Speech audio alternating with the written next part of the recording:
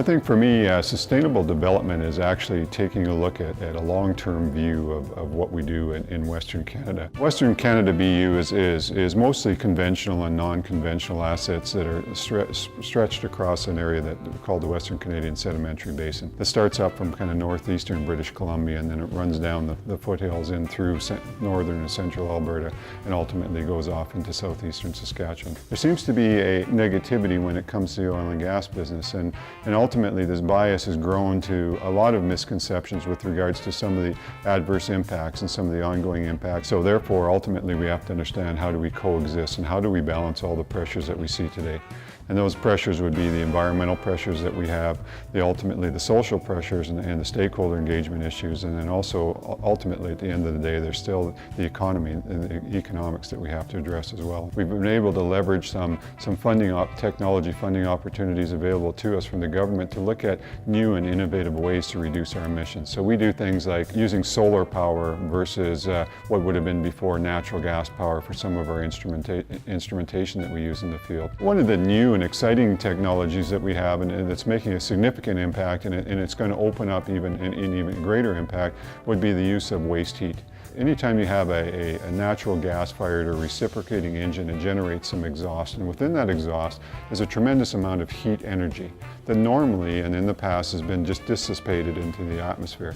What we've been able to do through new technology is actually be able to capture that heat and be able to turn that heat into an energy source that we use for heating up various fluids, for utility heat, for building heat. And now we're emerging more into some of the unconventional assets that we have, some of the shales and tight gas plays that ultimately that you're seeing develop now with the advent of horizontal drilling and multi-stage fracking and completions that has opened up a new resource for us that previously had been seen to be uneconomical. The protection of groundwater seems to be and should be one of the major issues when it comes to fracking. And fortunately, that's one of the issues that we've been addressing for a long period of time prior to the advent and implementation of horizontal drilling. So what we do is we will do a significant amount of geological work up front to understand where those freshwater aquifers are within our operations.